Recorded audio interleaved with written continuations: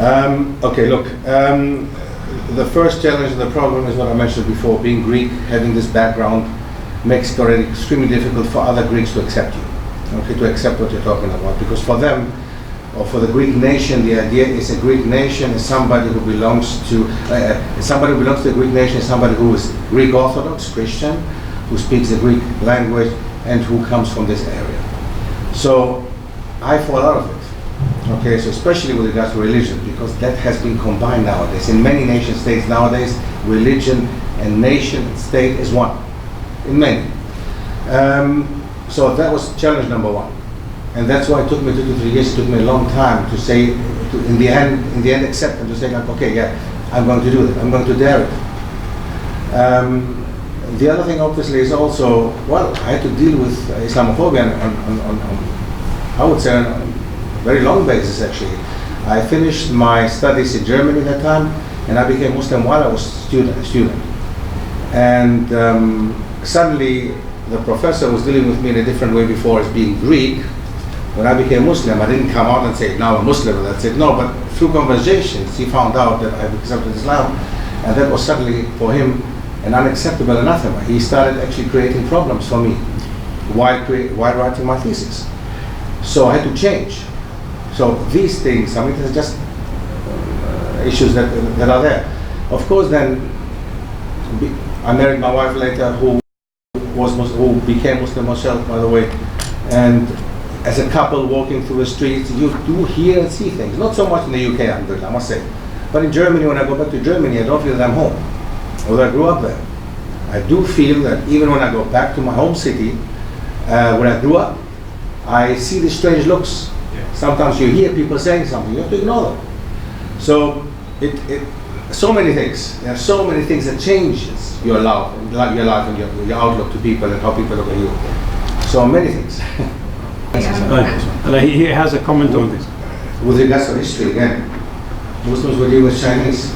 They were not Muslims at the time. They were dealing with the Indians. They were taking from them knowledge, medical knowledge. They were taking any kind of knowledge, actually.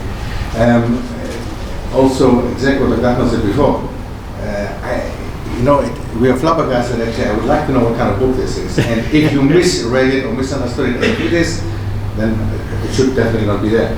But it's absolutely not the case. In our history, we can see from the beginning to the end of Islam, we see that actually trading, dealing with non-Muslims is absolutely never an issue. Had this been an issue, Indonesia wouldn't have been Muslim nowadays. Okay, because we were trading and dealing with them alone. It's true.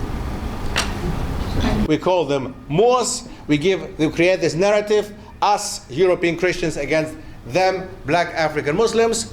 Now we have Asians coming over. So now we have another problem. We have them standing in Vienna. What are we going to do in Europe? You know that there is still until nowadays a tradition in Vienna where every year on a specific day, specific churches ring the bell. Nobody in Vienna knows why. There's a tradition from that time. Ringing the bell on a specific day in specific churches was to make Christendom aware that we are under siege. And this tradition still exists after so many centuries, still until the day of today. In German, the language that they speak in Austria, by the way, is German. If you want to say that something is fake, you give it another name. You don't even call it fake. You call it getürkt. That means something was Turkish. Can you believe that? Something that was Turkish or Turkified means it's fake. A language of a people is very important. In order to understand the culture of these people, you have to understand their language, and the language you have to understand their culture. And this goes together. You cannot just say, I'm going to learn English, but I don't want to deal with Shakespeare. I'm going to learn German, but I don't want to deal with Goethe. Impossible. This goes together. Culture, literature, all this goes together with the people's mindset and the people's understanding. So, the Ottoman Empire knocking on the door of Vienna, on the gates of Vienna, the people being scared at that time. Until the day of today, in Vienna, you will find street names: Türkengasse, Türkenstraße, Türkenpark, Turkish Park, Turkish Street, Turkish Avenue, until the day of today.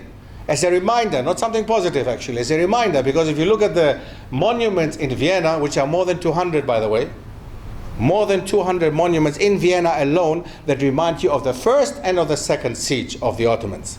So the first was in the 16th century, the second in the 17th century. And after that, the Ottoman Empire actually went downwards.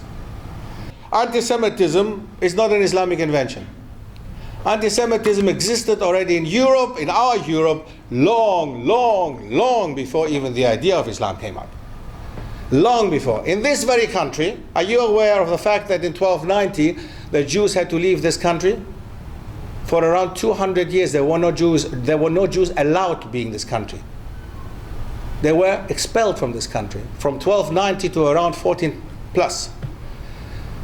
Anti-Semitism is widely spread, was widely spread in Europe, and still is widely spread. If I read certain books, or if I go around Athens, and if I see what kind of books they still sell nowadays on the streets of Athens, or even in certain parts, in Spain or Italy, forget Germany, they're not even allowed to, but in certain parts of Europe, unbelievable. It's unbelievable. Anti-Semitic from the beginning to the end. Anti-Semitism is deep part of Europe, unfortunately.